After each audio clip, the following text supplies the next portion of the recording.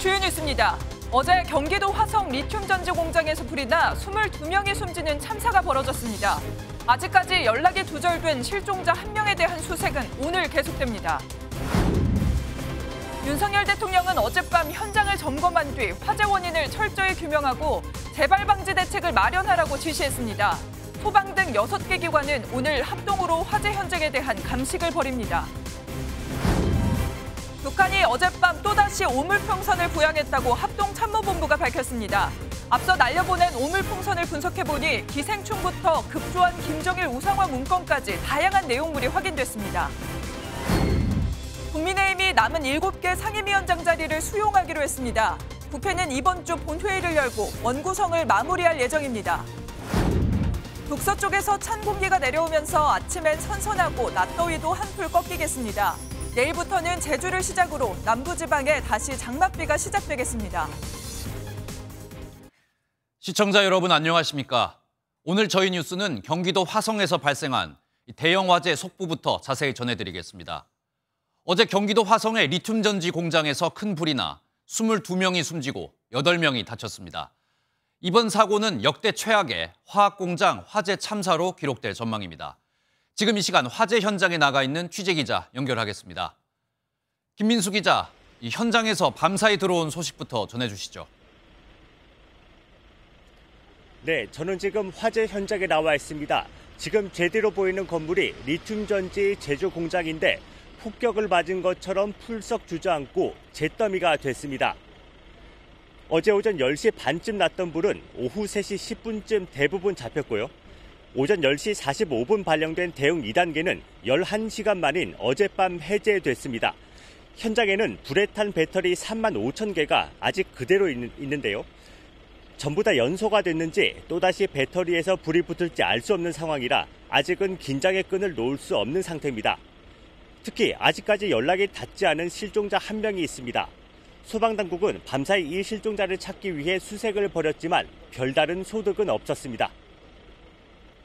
네, 상황이 심각해 보이는데 윤석열 대통령도 어제 사고 현장 직접 찾았잖아요. 어떤 메시지 남겼습니까? 네, 윤석열 대통령은 어제 저녁 7시쯤 화재 현장을 찾아 피해 상황을 점검했습니다. 윤 대통령은 우선 화재로 인해 돌아가신 분들의 명복을 빌며 유가족에게 위로의 말씀을 드린다고 전했습니다. 남화영 소방총장에겐 철저한 화재 원인 규명을 지시했고요. 공장 CCTV를 분석해보니 공장 3동 2층에서 포장 작업 중 갑자기 리튬 전지에서 흰 연기가 나기 시작했는데요. 화학물질에 의한 화재가 기존 진화 방법으로는 잡기가 어렵다며 조기 진화 대책 마련을 주문하기도 했습니다. 네, 그리고 오늘 현장에서 합동 감식이 이루어진다면서요. 이 내용도 전해주시죠. 네, 그렇습니다. 사고 직후 전담 수사본부를 꾸린 경찰은 오늘 오전 10시 반부터 합동 현장 감식을 진행합니다. 소방당국은 중단했던 수색을 조금 전 재개했는데요. 현장엔 구조견도 투입해 앞서 전해드린 남은 1명의 실종자 수색에도 나설 예정입니다. 정부는 오늘도 중앙재난안전대책본부 회의를 열고 사고 수습 방안을 논의합니다. 지금까지 화재 현장에서 MBN 뉴스 김민수입니다. 이번 참사에서 사망자 대부분은 건물 2층에서 발견됐습니다. 2층엔 외부와 연결된 계단이 있었지만 사망자 대부분은 미처 빠져나오질 못했는데요. 비상구 주변에 물건이 쌓여 있었던 데다 작업자 상당수는 계단이 어디에 있는지 몰랐을 거란 증언이 나왔습니다. 이어서 한여애 기자입니다. 사상자 대부분이 발견된 건물 2층은 리튬 배터리 완제품을 검수하고 포장하는 작업장이었습니다. 소방당국이 설명한 2층의 구조를 살펴보면 작업장 근처에는 지상으로 이어지는 계단이 있습니다. 하지만 계단으로 향하는 출입문 쪽에서 화재가 발생해 작업자들이 미처 밖으로 나가지 못한 것으로 추정됩니다. 또 화물용 엘리베이터를 이용해 물건을 출하하려고 문 주위에 완제품들을 쌓아놓은 것도 탈출을 방해했을 걸로 예상됐습니다. 최종 패킹을 하고 수량 파악을 한 후에 엘리베이터를 태워서 1층으로 내려보내거든요. 근데 아마 그쪽에서 사고가 났다고 하면 빠져나갈 길이 없었을 거예요. 용역회사에서 필요할 때 이렇게 파견을 받아서 쓰는 일용직 분들이 대부분이고 그러다 보니까 공장 내부 구조라든가 이런 게 좀 익숙지 않았던 점도. 공장 안에는 열을 만나면 폭발 위력이 큰 리튬 전지 35,000개도 보관되어 있어 화재의 피해 역시 컸습니다. 리튬의 특성상 물을 사용하면 불에 잘 붙는 수소가스를 발생시킨다는 점도 초기 진화를 어렵게 만들었습니다. 결국 물로 진압했지만 유독가스로 인해 소방대원의 진입이 늦어질 수밖에 없었습니다. MBN 뉴스 한여입니다. 이번 화재로 숨진 희생자 대부분은 외국인 노동자로 알려졌습니다. 사고 소식을 들은 유족들은 황급하게 장례식장을 찾았는데요. 하지만 일부 희생자들은 시신이 심하게 훼손돼 신원 확인이 어려운 상태라 경찰은 유전자 분석을 진행할 계획입니다. 장덕진 기자가 보도하겠습니다. 경기도 화성의 한 장례식장. 이번 화재로 가장 먼저 사망 판정을 받은 50대 남성 A씨의 시신이 안치된 곳입니다. A씨는 세 자녀의 아버지로 평소 가족들과 떨어져 지내며 공장에서 일한 걸로 전해졌습니다. 사망자 22명은 이곳을 비롯해 5곳에 안치되어 있습니다. 한국인이 2명, 외국인이 20명인데 중국인이 18명으로 가장 많습니다. 한 중국인 사망자의 사촌은 소식을 듣고 안타까운 마음에 장례식장을 급히 찾았습니다. 작은 누나는 완전히 안 돼요. 저는 이 회사에서 하다가 중국 가다 다시 왔어요. 그리고 지금 하다가 사고 났잖아요. 문제는 사망자의 정확한 신원을 파악하기 어렵다는 점입니다. 화재로 시신 훼손 정도가 심한 데다 외국인과 일용직이 많은데 근로자 명부가 불에 타버렸기 때문입니다. 실질적으로 그분들에 대한 인적사항이 나오기 위해서는 조금 더 DNA 조사라든가 이런 게 필요할 것 같습니다. 현재 대부분 시신은 성별 정도만 파악된 상황입니다. 당국은 추후 DNA 감식 등을 토대로 정확한 신원을 파악할 방침입니다. MBN 뉴스 장덕진입니다. 국제 소식으로 이어갑니다. 북한과 러시아의 밀착으로 북핵 위협에 대한 우려가 커지고 있습니다. 우리나라가 자체 핵무장을 해야 한다는 주장까지 나오고 있는데요. 하지만 미국 정부의 고위 관계자는 현재 수준이 적절하다는 뜻을 밝혔습니다. 워싱턴 선언에 따른 확장 억제 이외의 추가 조치는 현재 필요하지 않다는 뜻을 강조했습니다. 워싱턴에서 최중락 특파원입니다.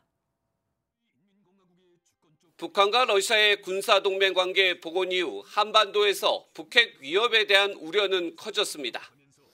특히 한국도 자체 핵무장을 해야 한다는 주장은 미국 내에서도 다시 불거졌습니다. We should also explore redeploying American nuclear weapons back where they have been in the past, to that region to keep North Korea and China in check. 이에 대해 커트 캠벨 미 국무부 부장관은 현재 미국이 한국에 제공하는 확장 억제 외에 추가 조치가 필요 없다는 입장을 밝혔습니다. I think it's given us what we need to work with now. We just have to be purposeful on following through with the specific steps in the declaration. 워싱턴 선언은 한미가 지난해 4월 발표한 것으로 미국이 한국의 확장 억제를 강화하고 한국에 자체 핵무장을 하지 않는다는 합의입니다. 다만 캠벨 부장관은 북한과 러시아의 관계 심화가 한국을 자체 핵무장하는 방향으로 내몰고 있다는 일부 진단에는 동의했습니다. 특히 러시아가 북한의 핵무기와 장거리 미사일 개발 계획과 관련해 지원할 수 있다며 이를 우려하고 있다고 말했습니다. 캠벨 부장관은 또 최근 북한의 도발과 대화 거부는 매우 위험하며 이와 관련해 미국은 긴밀히 주시하고 관여하고 있다고 강조했습니다. 워싱턴에서 MBN 뉴스 최중락입니다. 지난해 10월 하마스에 납치된 인질의 영상이 공개됐습니다. 당시 피투 성의로 한 손이 절단된 듯한 상태였는데요. 이스라엘 총리는 인질 석방을 위한 협상을 하겠다고 선언했지만 동시에 엄청난 공습으로 라파에서 하마스 격퇴에 근접했습니다. 주진희 기자입니다. 옷이 너덜너덜해진 남성들이 픽업 트럭에 오르고 무장한 남성들에게 머리채를 잡힌 남성도 억지로 태워집니다. 인질들은 피투성이로 트럭에서 폭행을 당하기도 하는데 한 남성의 팔끝이 뭉개진 모습도 포착됩니다. Hostages are real people. This is our son in this truck with his hair being pulled, and we need the world to act now. 지난해 10월 7일 음악 축제에서 하마스에게 인질들이 끌려갈 당시의 새로운 영상이 공개된 겁니다. 처참한 인질들의 상황이 계속 공개되면서 협상 촉구와 내각 퇴진의 목소리가 높아지자 네타냐후 총리는 일단 하마스와 협상은 하겠다면서도 단서를 달았습니다. אנחנו מחויבים להצעה הישראלית שהנשיא ביידן בירך עליה. עמדתנו לא השתנתה. והדבר השני שלא סותר את הדבר הראשון. 실제 지난 며칠 동안 이스라엘은 가자 지구에 엄청난 공습을 퍼부었고 이 과정에서 40명 넘게 숨졌습니다. 서한지구 작전에서는 팔레스타인 부상자를 군용 지프 차량에 매달고 달리는 영상이 공개돼 논란이 일기도 했습니다. אנחנו בפירוש מתקרבים לנקודה שאנחנו אומרים, פירקנו את חטיבת רפיח, היא מוכרעת לא במובן הזה שאין בה יותר מחבלים. 이스라엘 국방장관은 미국을 방문해 인질 석방과 추가 무기 제공에 대한 논의에 들어갔습니다. MBN 뉴스 주진입니다. 오늘 하루 중요한 일정을 소개해드리는 굿모닝 오늘입니다. 어떤 일정이 있는지 함께 살펴보겠습니다.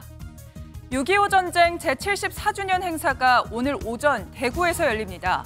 정부는 올해부터 지역에 거주하는 6.25 참전 유공자를 위해 광역별로 돌아가며 행사를 열기로 했고 낙동강 격전지인 대구에서 처음 개최합니다.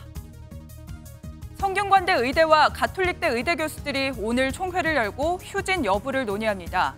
지난주 무기한 휴진을 선언했던 서울대 의대 교수들이 어제부터 진료를 재개한 가운데 다른 대학 병원에도 진료 정상화 움직임이 확산할지 주목됩니다. 국회 국토교통위가 오늘 전체 회의를 열고 전세 사기 피해자 지원 대책과 관련한 청문회를 진행합니다. 앞서 상임위에 불참했던 국민의힘 의원들도 보이콧을 풀고 참석할 예정입니다. 지금까지 굿모닝 오늘이었습니다. 북한이 어젯밤 대남 오물풍선을 또다시 부양했다고 합동참모본부가 밝혔습니다. 북한이 오물풍선을 날려보낸 건 이번이 5번째입니다. 합참은 적재물 낙하에 주의하고 떨어진 풍선을 발견하면 접촉하지 말고 가까운 군부대나 경찰에 신고해 주길 바란다고 덧붙였습니다. 앞서 보신 북한의 오물풍선, 정부가 이 오물풍선을 가져가 분석해봤더니 변에서 나오는 기생충부터 급조한 김정일 우상화 문건까지 다양한 내용물들이 나왔습니다. 심지어 몇 번씩 기워지는 양말과 장갑도 나왔는데 열악한 북한의 생활 환경도 엿볼 수 있었습니다. 이 내용은 김세희 기자가 보도합니다. 검은색 자투리천은 군데군데 구멍 났고 유아바지는 구멍이 뚫려 있습니다. 잔뜩 해진 장갑과 마스크는 여러 번 기운 자국이 있습니다. 통일부가 북한이 4차례 살포한 오물풍선 내용물을 분석한 결과 현재 북한 주민의 열악한 경제난을 엿볼 수 있는 생활용 쓰레기가 다수 포함됐습니다. 위대한 영도자 김정일 대원수님 교시라고 적힌 우상화 문건도 잘린 채 포착됐는데 통일부는 오물풍선 살포에 동원된 북한 주민의 반감이 반영된 것으로 해석했습니다. 또 내용물에는 흙도 발견됐는데 인분에서 나온 듯한 유전자와 회충, 편충의 기생충도 다수 나왔습니다. 북한 당국은 해서는 안 될 일에 행정력을 낭비하지 말고 주민들의 민생을 우선 살펴야 할 것입니다. 오물풍선 살포와 함께 북한이 도발했던 위성항법 장치, GPS 신호교란 행위와 관련해 UN 전문기구 국제민간항공기구는 심각한 우려를 표명하고 재발 방지를 촉구했습니다. MBN 뉴스 김세희입니다. 관광특구로 지정된 계곡 바닥에 각종 건축 폐기물이 그대로 방치돼 있어 물놀이로 온 사람들의 안전을 위협하고 있습니다. 최근 이곳에서 다리 보수 공사가 있었는데 공사가 끝난 뒤 시공업체가 뒷정리를 제대로 하지 않았다고 합니다. 현장에 장동건 기자가 다녀왔습니다. 물이 맑기로 유명해 매년 이맘쯤이면 피서객이 몰리는 경북 문경의 쌍용계곡입니다. 친구가 여기 물이 좋다고 해서 오랜만에 물놀이 왔어요. 직접 물속으로 들어가 봤습니다. 바닥 곳곳에 커다란 콘크리트 덩어리와 임시 물막이용 마대자루가 널브러져 있습니다. 모래 밑은 하얗게 시멘트 범벅이 돼 있고 시멘트 덩어리를 만져보니 희뿌연 가루가 번져 나옵니다. 물속에 있던 쇠파이프를 꺼내봤는데요. 물놀이를 하는 사람들이 이러한 폐기물에 발을 찢거나 넘어져 다칠 위험이 있습니다. 지난 3월부터 다리 난간과 교각 보수 공사가 이루어졌는데 시공업체가 건축 자재와 폐기물을 제대로 처리하지 않은 겁니다. 사람들이 물에서 노는 장소이기 때문에 수조위를 신경을 많이 쓰는데 이런 밑에 있다 하는 자체를 갖다가 생각지도 못했는 게네요. 물속에서는 인체에 해로운 시멘트 화학약품 성분이 녹아나오기 때문에 건축 폐기물은 얼른 치워야 하지만 수생 생물들이 견디질 못하고 도망을 가든지 아니면 그 자리에서 독극물에 의해서 죽든지 하는 그런 좋지 않은 효과가 나타납니다. 시공사는 관할 지자체의 통지를 3차례나 무시한 것으로 드러났습니다. 거의 잠수를 해서 해야 돼가지고 수위가 좀 낮아지길 기다리다가 좀 못한 부분이라서. 취재가 시작되고 나서야 해당 시공업체는 이번 주 중으로 잠수부를 투입해 치우겠다고 말했습니다. MBN 뉴스 장동건입니다. 아나운서 공개 채용은 경쟁률이 수백 대 1에 달하죠. 하지만 누군가는 학원의 추천을 받아서 공정한 경쟁 없이 입사하고 있습니다. 일부 학원들은 채용을 추천하겠다며 추천을 미끼로 수백만 원짜리 강의를 들으라고 강요하고 있다는데요. 자세한 내용 안정모 기자가 보도하겠습니다. 아나운서 준비생 A씨는 최근 자신이 지망하는 방송사에서 공채도 열지 않고 합격자가 발표됐다는 소식을 들었습니다. 공개 채용 대신 아나운서 학원에서 추천을 받는 이른바 학원 추천 채용 때문이었는데 학원생이 아니면 추천 대상에도 끼지 못합니다. 서류를 내볼 기회도 없다 보니까 방송국에 지원할 수 있는 기회를 돈 주고 사는 게 아닌가. 직접 학원 상담을 받아보니 대형 방송사를 줄줄이 언급하며 등록을 유도합니다. 이때 에서 공채를 안 연 건가요? 네, 추천 못했어요. 우리 학원 추천을 지금 작년에 우리 학원에만 추천을 왔어요. 특정 과정을 추가로 수강하면 추천 횟수를 늘려주겠다는 곳도 있습니다. 8개월 해주시면 아무래도 우리 가족으로 생각을 하죠. 그리고 신학원 때부터 추천이 집중이 돼요. 대학생 B씨도 비슷한 권유를 받았다고 털어놨습니다. 좀 고급반 찍고 면도장 열심히 찍으면 추천 채용 들어올 때 꼭 좋은 결과 있을 거다. 복잡한 절차를 피하려는 방송사의 인사채용 방식을 학원들이 수강료 수익을 높이는 수단으로 이용하는 셈인데 근로기준법상 중간 착취라는 지적이 나옵니다. 이 근로관계에 영리를 목적으로 개입하는 거예요. 추천 제도라는 외관을 쓴 중간 착취가 이루어지고 있다. 관행처럼 이어지고 있는 학원 추천 채용. 공정한 기회를 바라는 젊은이들에게 상처를 주고 있습니다. MBN 뉴스 안정모입니다. 수도권 광역급행철도 GTX는 전기가 필요하기 때문에 변전소가 꼭 있어야 하는데요. 그런데 전자파를 걱정하는 주민들이 변전소 설치를 반대하면서 갈등이 커지고 있습니다. 정부는 전자레인지에서 나오는 전자파 수준이라며 주민 설득에 나섰습니다. 이승민 기자입니다. 서울 지하철 1호선과 경의중앙선 등 6개 노선이 지나는 청량리역입니다. 앞으로 GTX B노선과 C노선도 이곳을 통과하게 됩니다. 주변엔 신축 아파트가 있는데 36m 떨어진 철길 옆에 변전소가 들어설 예정입니다. 지하 4층엔 변압기가 들어서고 그 위에 건물은 GTX 운영사 사무실로 이용됩니다. 변전소가 설치된다는 사실이 알려지자 주민들은 반발하고 있습니다. 바로 여기 앞에 보시면 어린이집이에요. 이런 시설물이 이렇게 가까이 생긴다니 아이들은 여기서 키워야 될지 말아야 될지. 전자파 이외에도 화재나 다른 안전상의 문제가 있다고 생각하기 때문에 국토교통부는 주민 불안과 달리 유해하지 않다는 주장입니다. 양재 시민의 숲역에 설치된 신분당선 변압기입니다. GTX 청량리역에 설치될 변압기와 비슷한 규모입니다. 헤어드라이어와 전자레인지, 세계 보건기구 기준치보다 낮다는 게 정부 설명입니다. 설비들이 다 지하에 위치하고 있고 여기서 설사 폭발이나 화재 사고가 발생한다고 하더라도 그게 그 주민분들 살고 계시는 그 아파트까지 영향은 있어도 굉장히 미미할 거다. 하지만 아무리 약한 전자파라도 장기간 노출됐을 때 안전성은 검증되지 않았다는 일부 반론도 있습니다. 밀양 송전탑 사태와 비슷하게 정부와 주민의 갈등이 쉽게 접점을 찾기는 어려울 전망입니다. MBN 뉴스 이승민입니다.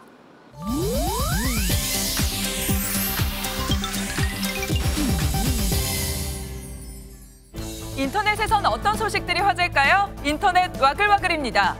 시트콤 순풍 산부인과에서 미다리 역으로 큰 사랑을 받았던 배우 김성은 씨가 결혼을 발표했습니다. 김성은 씨는 SNS에 직접 결혼 소식을 전하면서 예비 신랑은 가장 낮은 모습도 사랑으로 감싸 안아주는 따스한 사람, 항상 큰 용기를 주는 사람이라고 소개했는데요. 결혼식은 비공개로 올릴 예정이라고 전했습니다. 공개한 사진 속에는 바다를 배경으로 검은 드레스를 입은 김성은 씨가 애정이 묻어나는 눈빛으로 예비 신랑을 바라보고 있는데요. 소식을 접한 팬들과 누리꾼들은 미다리가 벌써 이렇게 컸냐며 축하의 메시지를 보내고 있습니다. 지난 18일 새 앨범 홍보를 위해 2년 만에 내한한 세계적인 팝스타 빌리 아일리시가 한국에서 흔히 볼 수 있는 이것 때문에 깜짝 놀랐다고 합니다. 최근 SNS에 올라온 영상인데요. 빌리 아일리시가 발견한 건 바로 등산로 입구에 있는 에어건입니다. 빌리 아일리시는 에어건을 들어 엉뚱한 곳에만 바람을 쏘다가 제자리에 놓는데요. 이때 한 남성이 걸어와 에어건을 능숙하게 다루며 운동화부터 구석구석에 묻은 흙먼지를 털어냅니다. 빌리 아일리시는 그 모습을 신기한 듯 멍한 표정으로 쳐다보는데요. 영상을 본 누리꾼들은 빌리와 아재의 조합 실화냐? 사용법을 깨달은 순간 깜짝 놀라는 표정이 귀엽다는 반응을 쏟아내고 있습니다. 러시아가 점령 중인 크림반도 해변에 미사일 파편이 떨어지면서 수십 명의 사상자가 발생했습니다. 현지 시간 23일 외신에 따르면 휴일인 일요일 크림반도 유명 휴양지 세바스토폴 해변에 미사일 파편이 떨어졌습니다. 당시 상황을 담은 한 영상에는 해변 상공에 접근한 발사체를 방공 시스템이 격추해 폭발하는 모습이 포착됐습니다. 모래사장에 파편이 떨어지고 관광객들이 비명을 지르며 달려가는 장면도 담겼는데요. 또 다른 영상들에는 관광객들이 부상자들을 해변 밖으로 옮기고 피를 흘리는 부상자를 응급처치하는 모습 등도 포착됐습니다. 2022년 러시아의 우크라이나 침공 이후 현재 크림반도를 불법 점령 중인 러시아 측은 이번 우크라이나의 공격으로 최소 5명이 숨지고 120여 명이 다쳤다고 주장했는데요. 잔인한 전쟁으로 애꿎은 민간인 피해만 늘어나고 있습니다. 인터넷 와글와글이었습니다. 정치권 소식입니다. 민주당이 여당 몫으로 남겨놓은 7개 상임위원장 자리에 반발하던 국민의힘이 민주당의 요구를 받아들이기로 했습니다. 이제 22대 원구성은 민주당의 요구대로 마무리될 전망인데 국민의힘 추경호 원내대표는 책임을 지겠다며 사퇴 의사를 밝혔습니다. 먼저 강용호 기자입니다. 국민의힘이 18개 상임위원장직 중 여당 몫으로 남은 7개 자리를 수용하기로 결정했습니다. 정무위원회와 외교통일위원회, 국방위원회 등으로 22대 국회가 개원한 뒤 25일 만입니다. 이재명 방탄을 위한 민주당의 입법 폭주와 의회 독재 저지를 위해 원내 투쟁을 본격화하겠습니다.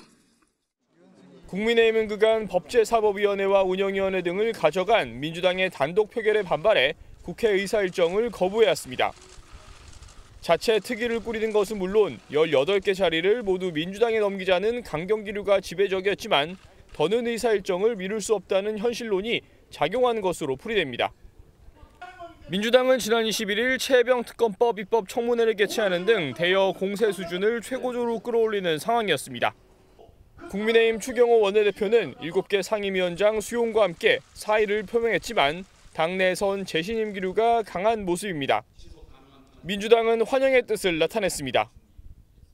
국민의힘이 7개 상임위 수용 입장을 밝힌 것에 대해서 늦었지만 그 결정을 환영합니다. 22대 국회 전반기 원 구성은 국민의힘이 국회 부의장과 7개 상임위원장 후보를 선출한 뒤 이르면 모레 본회의를 열어 마무리될 전망입니다. MBN 뉴스 강영우입니다. 한편 당대표 선거가 본격적으로 시작된 국민의힘에선 당권 주자들이 민주당 이재명 대표를 집중 공격하고 있습니다. 이재명 대표의 사법 리스크를 정조준하면서 내가 이재명에 맞설 적임자다라고 주장하고 있는데요.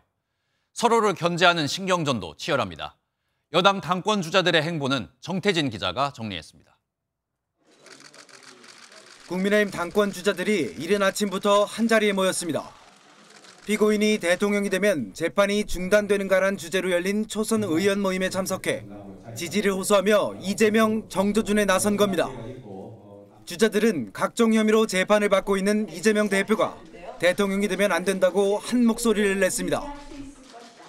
끔찍한 일이 진짜 벌어진다면 이재명 당대표를 아버지라고 부르는 저 당이 그대로 놔두겠느냐. 끔찍한 법치 잔혹사가 있을 거라고 생각합니다. 원희룡 전 장관은 한동훈 전 위원장을 겨냥했습니다.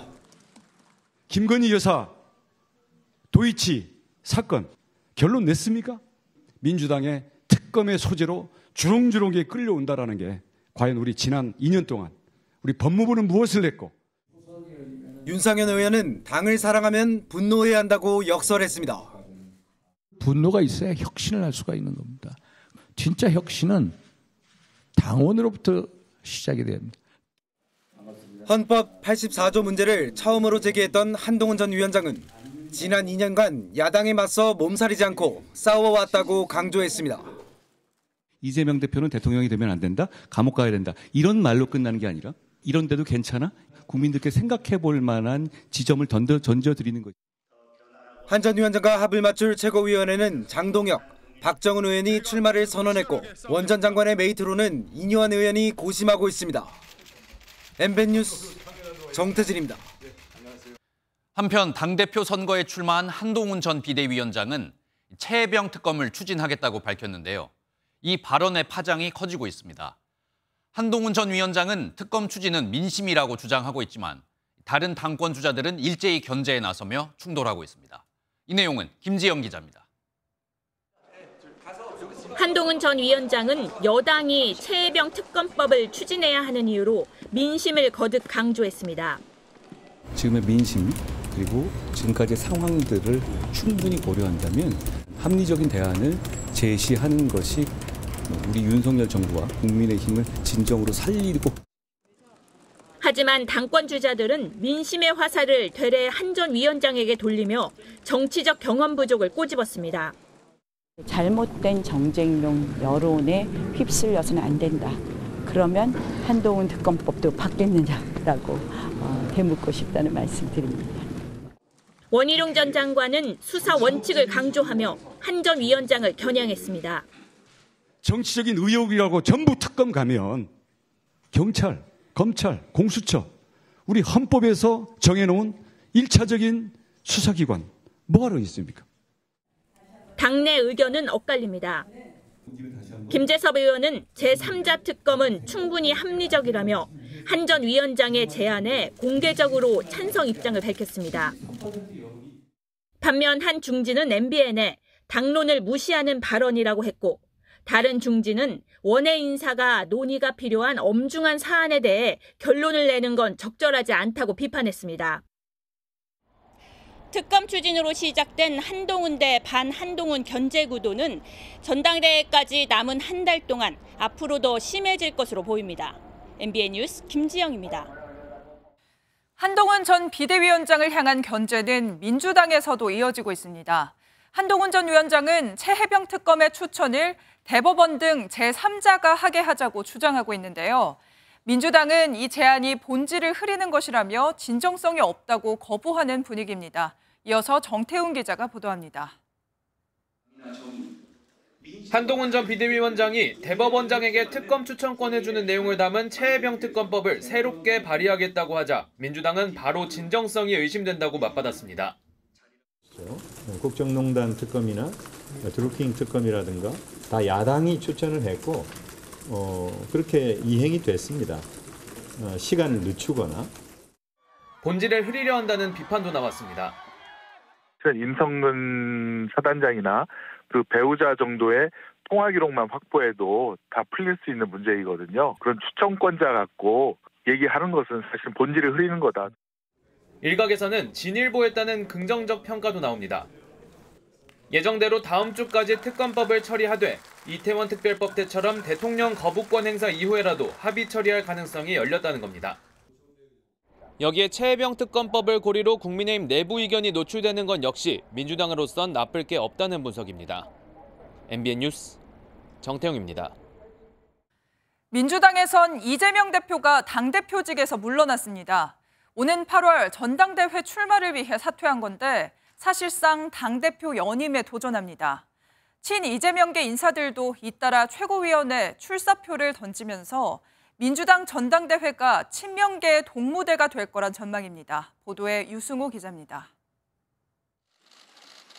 전당대회를 약 60일 남기고 이재명 민주당 대표가 대표직을 내려놓으며 연임 도전의 뜻을 밝혔습니다. 아무래도 출마를 하지 않을 것으로 확정했다면 사퇴하지는 않았을 것 같습니다. 이런 결정의 배경으로 윤석열 정부 실정을 꼽았습니다.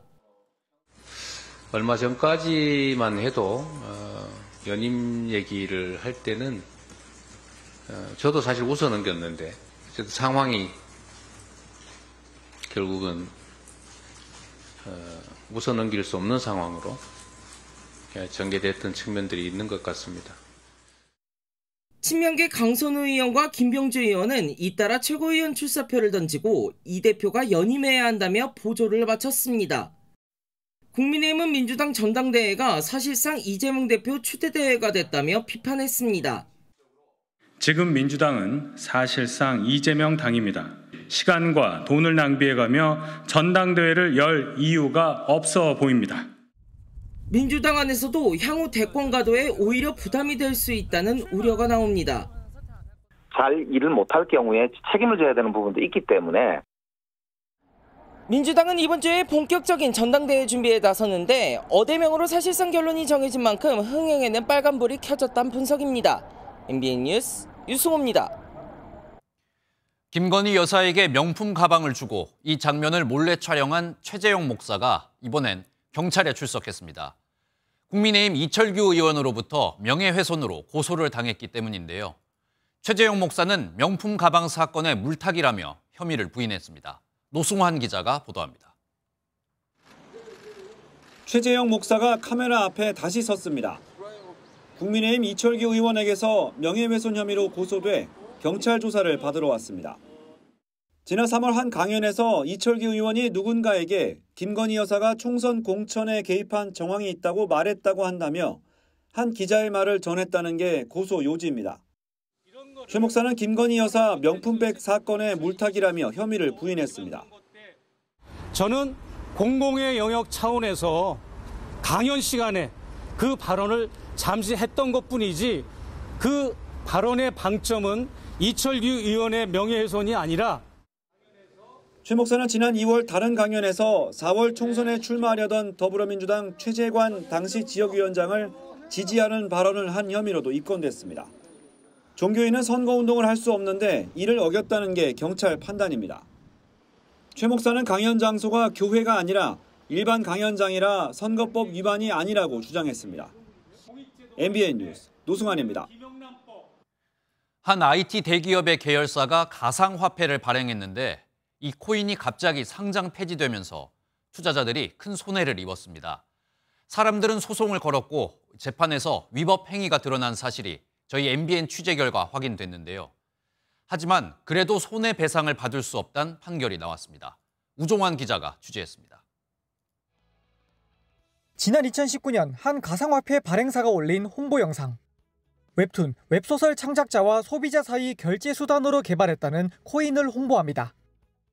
탈중앙화된 콘텐츠 생태계를 만들겠다라는 그 가치, 도어인 픽셀의 가치는 올라갈 수밖에 없습니다. 심지훈 씨는 유명 IT 대기업 계열사였던 발행사를 믿고 해당 코인을 투자하기 시작했습니다. 그런데 지난 2021년 돌연 코인이 상장 폐지됐다는 소식을 접했습니다. 예고한 양보다 3배나 되는 코인을 몰래 유통한 사실이 드러나 거래소가 내린 조치였습니다. 막 너도나도 던지기 시작하고 이러다 보니까 너무 급격하게 하락을 해서 심 씨를 비롯한 투자자 100여 명은 8억 원이 넘는 피해를 입었다며 발행사 대표와 거래소를 상대로 소송을 제기했습니다. 재판 과정에서는 발행사의 위법 행위가 드러났습니다. 늘린 유통량은 모두 발행사가 한 중국계 펀드에 판 거였고 이 과정에서 배 대표는 15억 원을 챙겼습니다. 하지만 서울중앙지법은 위법 행위와 투자 손해 간 인과관계가 명확하지 않다며 배상 책임을 인정하지 않았습니다. 투자자들은 거래소의 관리 책임도 주장했지만 법원은 가상화폐 시장은 주식시장만큼 엄격한 제도가 없다며 받아들이지 않았습니다.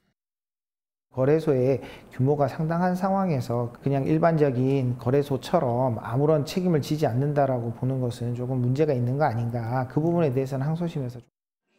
거래소 측은 판결을 존중한다는 짧은 입장만 밝혔고 배 대표 측은 여러 차례 입장을 묻는 질문에 답하지 않았습니다.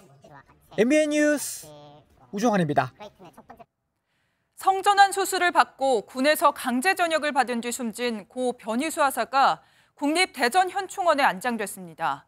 강제 전역이 부당하다며 소송을 제기하다가 세상을 떠난 지 3년여 만인데요. 현충원 입구에서는 순직과 안장을 반대하는 집회가 열려서 엇갈린 여론 분위기를 상징적으로 보여줬습니다. 권용범 기자가 보도합니다. 운구차가 도착하고 고 변희수 하사의 영현이 안장식장에 들어갑니다. 국가를 위한 희생을 영원히 잊지 않겠다는 문구 앞에서 헌화가 이어집니다. 추모식을 마친 영현은 봉안시를 향해 마지막 발걸음을 옮깁니다. 변 하사는 성전환 수술을 받은 뒤 강제 전역 조치됐고 다음 해인 지난 2021년 3월 자택에서 숨진 채 발견됐습니다.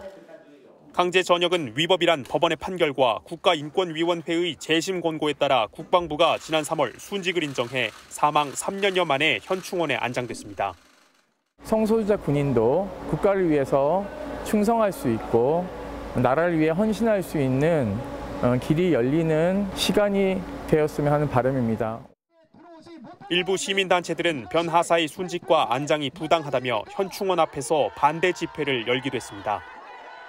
법과 질서보다 오히려 인권을 더 중요시하는 경향이 있습니다. 군 인권 향상에 기여하는 것이 아니라 군 인권을 해치는 것이기 때문에 군대 내 성별 선택의 자유를 둘러싼 엇갈린 여론 속에 변 하사는 영면에 들었습니다. MBN 뉴스 권용범입니다. 무기한 집단 휴진에 나섰던 서울대병원 교수들이 어제부터 다시 진료를 시작했습니다.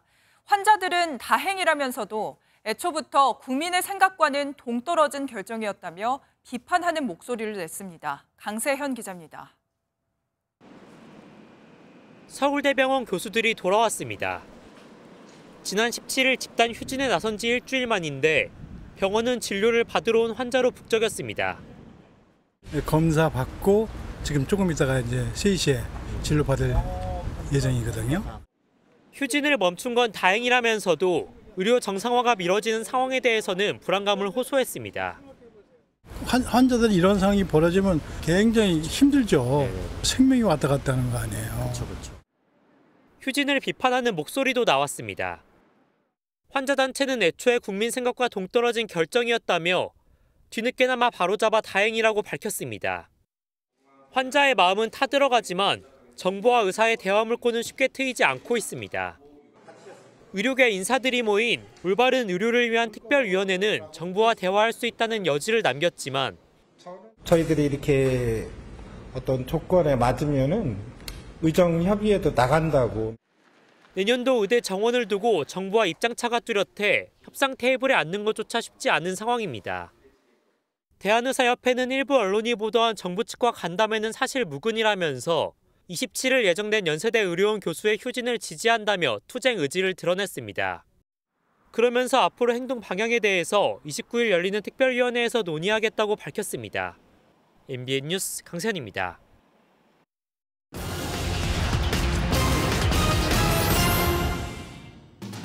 지난해 종합부동산세의 환급 요구 건수가 처음으로 6천 건을 넘겼습니다. 전년 대비 무려 267%가 늘어났는데 이 중 4,583건은 실제로 환급이 됐습니다. 집값이 크게 오르면서 종부세 고지 규모가 크게 증가했고 민원 건수도 늘어난 것으로 분석됩니다. 5대 시중은행이 환투기 같은 비정상적인 외환 거래를 막기 위해서 이 비대면 환전 한도를 만들고 있습니다. 미국 돈으로 월 3만 달러, 연간 10만 달러를 설정했는데 은행들의 경쟁으로 환전 수수료가 내려가자 기승을 부리는 환투기를 막으려는 조치입니다. 외화를 현찰로 살 때 약 1.75%의 수수료가 붙었었는데 이 부분이 대부분 은행들이 이 수수료를 90%까지 우대해줬습니다. 딸기나 포도 같은 과일에 이 막대기를 꽂아서 설탕 코팅을 입혀 팔았던 탕후루의 인기가 사그라들고 있습니다. 이번 달 들어 지난 17일까지 폐업한 탕후루 가게는 34개로 하루 평균 2개꼴이었는데요. 탕후루 가게들의 매출도 지난해 9월 고점을 찍은 뒤 지난 4월엔 전달보다 27%나 하락했습니다. 지금까지 굿모닝 경제였습니다.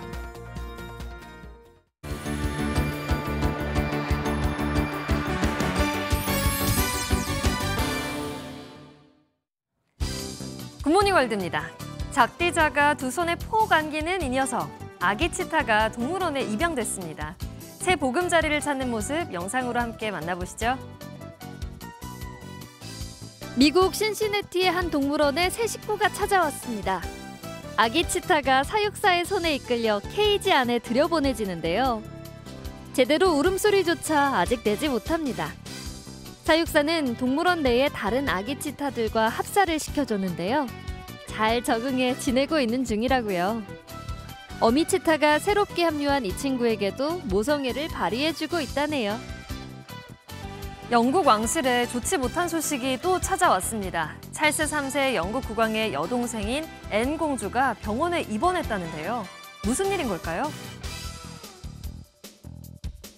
찰스 3세 영국 국왕의 여동생 앤 공주가 머리 부상을 입어 입원을 했습니다.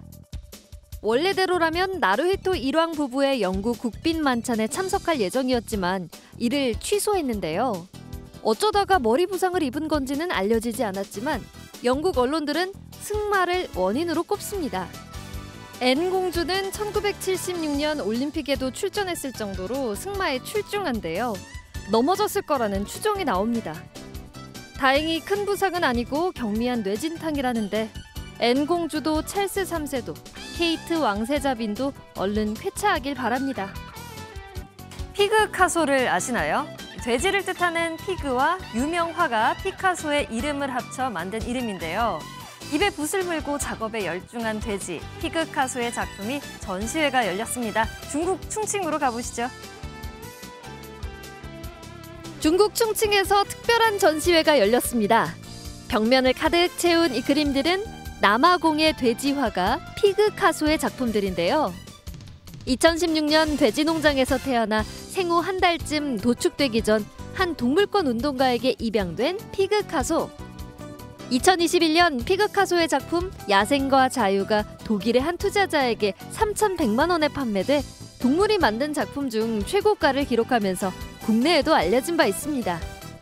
피그카소는 지난 3월 안타깝게 8살의 나이로 세상을 떴는데요. 하지만 작품들은 이렇게 남아있다고 하네요. 지금까지 굿모닝 월드였습니다. 북서쪽에서 찬 공기가 남하하면서 오늘 아침은 다소 선선하게 출발하고 있습니다. 현재 서울의 기온 19.8도로 어제 아침보다 2도가량 낮고요. 일부 내륙 지역은 15도를 밑돌며 평년 기온보다도 낮습니다. 낮에도 더위가 심하지는 않겠습니다. 오늘 서울의 최고 기온 27도로 평년 이맘때 초여름 날씨를 보일 텐데요. 하지만 내일부터는 기온이 다시 오름세에 접어들겠고 금요일에는 33도까지 치솟겠습니다. 중부지방은 대기 확산이 원활해지면서 대기질 보통 수준을 되찾았는데요. 하지만 영남 지역을 중심으로는 황사가 잔류하면서 오전까지 미세먼지 농도가 짙게 나타나겠습니다. 오늘 전국 하늘 맑게 드러나는 가운데 낮 동안 자외선이 강하겠고요. 수도권과 동해안으로는 초속 15m 안팎의 강한 바람이 불겠습니다. 또 강원 영동 북부에는 밤한때 소나기가 지나겠습니다. 지역별 현재 기온 보겠습니다. 춘천 20.3도, 안동은 19.3도로 3도 나타내고 있습니다. 낮 기온은 서울 27도, 대전과 광주 28도, 대구는 29도로 어제보다 1도에서 3도가량 낮겠습니다. 내일 제주와 남해안에 다시 장맛비가 시작돼 모레는 그 밖에 남부지방으로 확대되겠고요. 주말에는 전국적으로 비가 내릴 전망입니다. 내셨습니다. 화요일 아침 굿모닝 MBN 마치겠습니다. 오늘도 좋은 하루 보내시기 바랍니다. 고맙습니다.